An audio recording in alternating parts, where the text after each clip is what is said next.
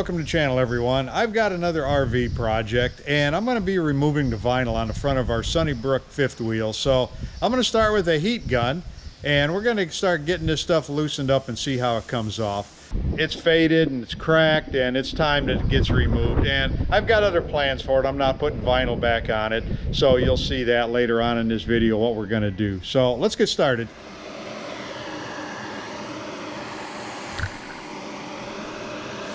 Now you don't want to get it too hot. Take your time, warm it up, and then we'll start peeling on it and see how it releases. Then we'll know if we've got enough heat on it or if we need a little more. You should heat it up so it'd be about the equivalent of if it was sitting out in the sun. You should be able to put your hands on it.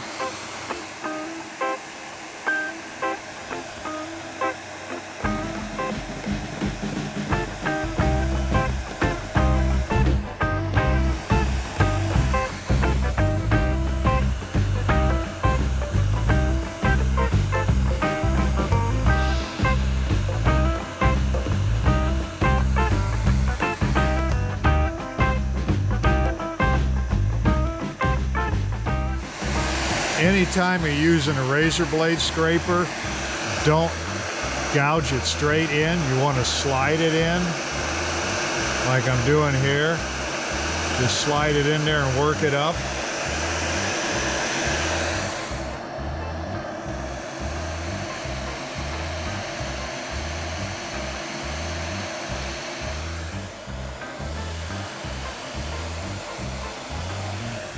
Actually, on these letters, once I get it started, it seems like it's working just as good without really any heat on it, and more of the lettering is coming off intact without it leaving the base on it.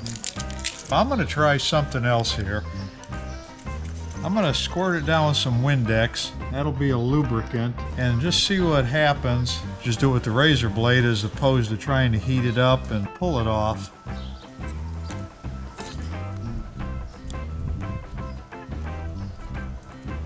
It takes a little longer, I think, to do it this way to get the vinyl off, but I might not have as much cleanup on the residue, so it's probably going to work out about the same either way.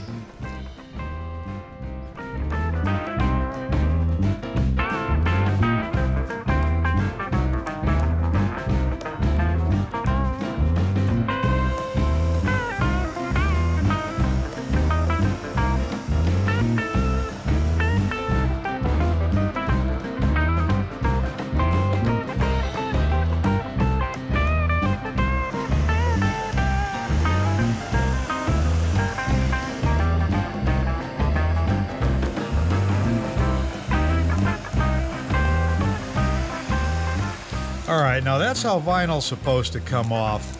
You want to put the heat in front of it, just warm it up. You don't want to put any heat on this, that'll cause it to stretch and tear. Then you've got to get another edge started. But keep it warmed up in front of it, pull on it steady and slow, and try and keep the pressure even as much as you can. It'll make it come off a lot easier. Okay, you see me using this razor blade. I do a modification on it. You can't take a new razor blade to try and get behind this vinyl. You'll damage your finish underneath. If you want to see a more in-depth on this video and vinyl removal, and also another tool that's out there to use, check out my other channel, Auto Body Training Solutions, and I'll put a link to it somewhere in the video here, and you can click on that and get a little bit more detailed on it.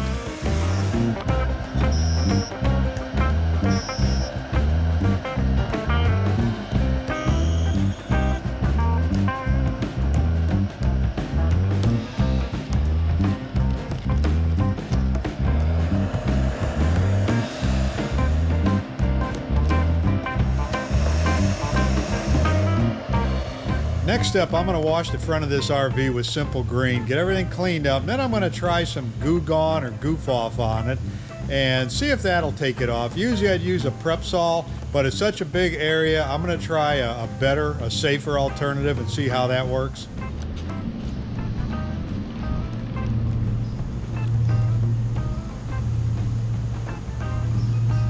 Actually, this stuff is working pretty good. Let it soak for about 5 minutes.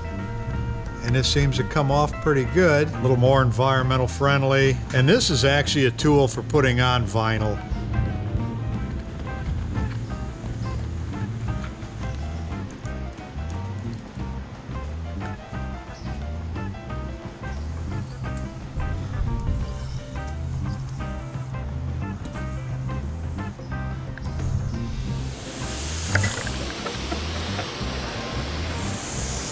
All right, all the residue is removed. It's nice and smooth. It's gonna need a little buffing though to bring this fiberglass gel coat back to life. But all in all, it cleaned up pretty nice. The next phase on the front cap of this RV is gonna be hand painted. I've got a friend of mine coming over today and he does pinstriping, lettering, murals.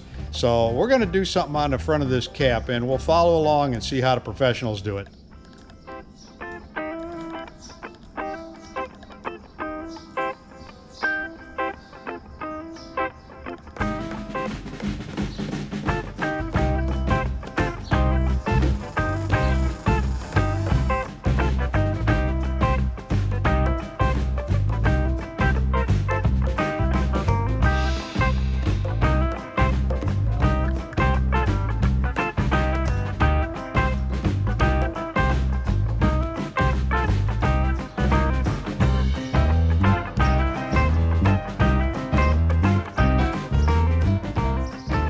Try this at home. Now, how long have you been doing this? Evidently not long enough. I started messing with this when I was like 18. I'm a member of the Old Farts Club now, so more than a couple years. I guess. Now, why is this paint different than other paint? What's it do? Does it flow better? Does it stay wet longer? No, it's magic paint. Does it have pixie dust in it? It might as well have as much as it costs.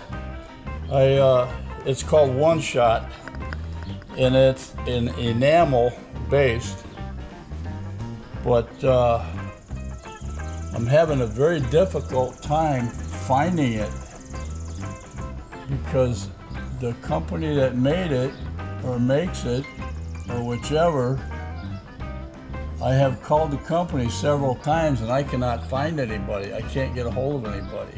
Up in the air about whether I can find it or not, but I put a hardener in it, and if you put a hardener in the paint, it's way more resistant to washing and bugs and stuff like that.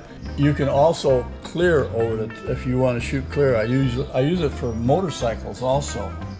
Yeah, because then you can just put a clear coat over the whole tank and yeah, because some of the guys don't want to feel the stripes. Some of these letters aren't complete, which I'll do with a different size brush because I don't want to. With a brush this size, it's hard to. Oh, I thought you were just spelling stuff wrong. That too.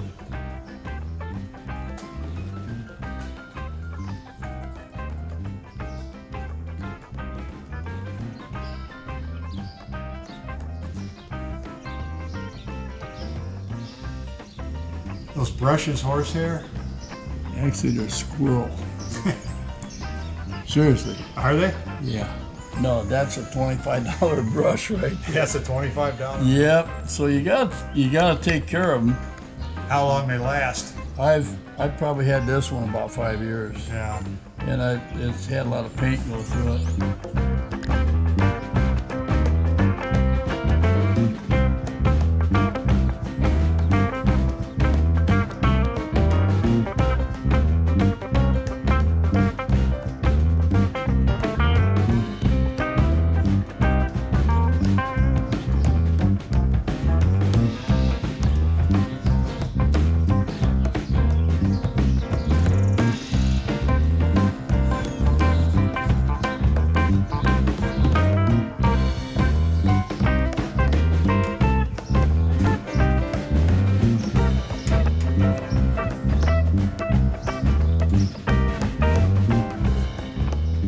All right, it's all finished. And you're wondering about the name Pleasant Valley on there. It says established 1922.